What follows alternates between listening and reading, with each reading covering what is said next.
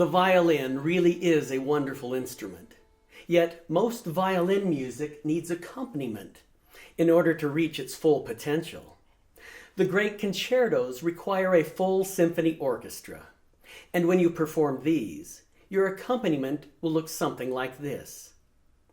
It may look intimidating at first, but just wait. To the composer and to the accomplished violinist, each and every line looks like a different flavor of candy. Yet, for your first year or two, your accompaniment will most likely be played on a piano, and it will usually look something like this. The bass clef represents the notes that the pianist usually plays with their left hand, and the higher treble clef notes are usually played with the right hand. Sheet music actually written for the violin will have your part written directly above the piano accompaniment, so your accompanist can always see what you're up to and follow you properly. Even if you only plan on fiddling around and playing by ear, you should still learn how to read sheet music because it only takes a little extra effort, and it will open up an entirely new and better world of possibilities. So let's continue where the last lesson left off and dive into the accompaniment to first song, which is actually meant to be played by a second violin, because learning how to read the accompaniment will now give us a jump start on learning almost every note in the first position. Which means that by the end of this lesson, and with just a little extra help from the Romantic School of Music's flashcards, you'll be able to read the melody line of most of the most popular tunes and hymns ever written. Yes, really, after this one lesson. And when we add another lesson about sharps and flats, you'll be able to read them all. But why bring all of this up right now, while you're still learning how to play your very first song? Because once again, Paganini's philosophy is to go beyond what we have to know right now and learn a little more, so that our simple violin part will always be easy, and we will gain the confidence that comes with it, even when performing the great concertos. The accompaniment to first song is mainly quarter notes and eighth notes.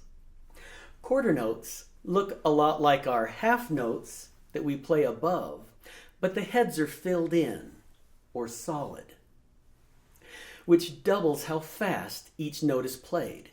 So each quarter note gets one beat.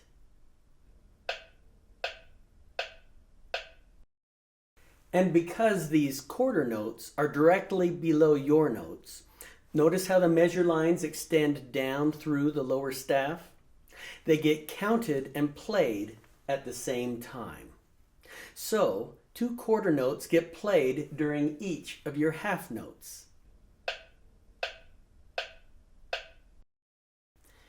Adding a flag to the stem of a note cuts its time in half, or doubles the speed again, and a quarter note becomes an eighth note. Yet sometimes, to make music easier to read, or to group the notes together in a phrase, composers will use beams instead of flags, which has the same effect. Each beam added cuts the time in half, which doubles the speed of the note. So these are eighth notes. Half notes, quarter notes, eighth notes. And each eighth note gets 1/2 of a beat. In other words, 2 eighth notes per beat.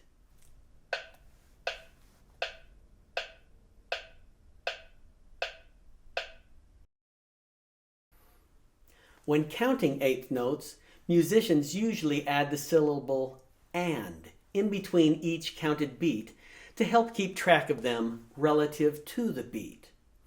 1 and 2 and 3 and 4 and 1 and 2 and 3 and 4 and.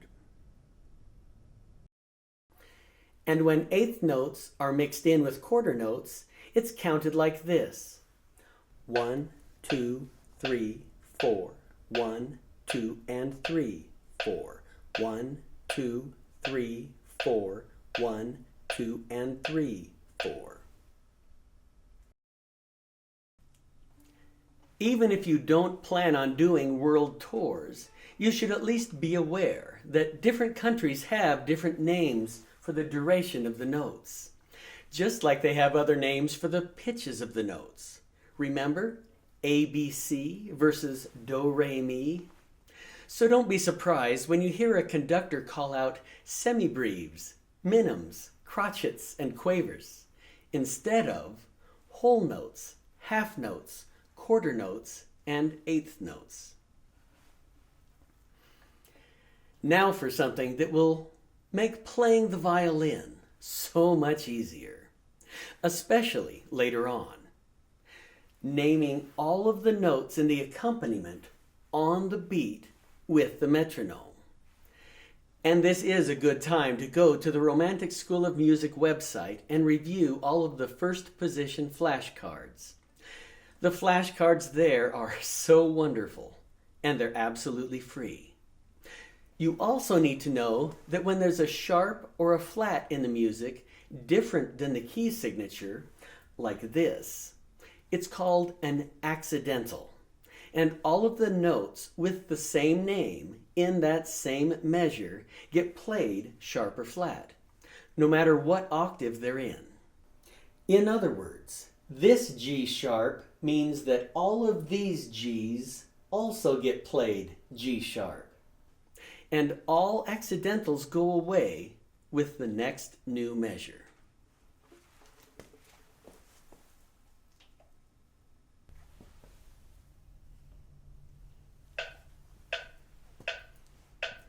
D, A, F, D, C, C, D, E, A, F, A, F, D, C, C, D, E, A, C, E, C, A, G sharp, B, G sharp, E, C, C, D, C, A, G sharp, B, E, D, C, E, A, G, F, A, G, E, F, D, A, C, D, F, A, F, D.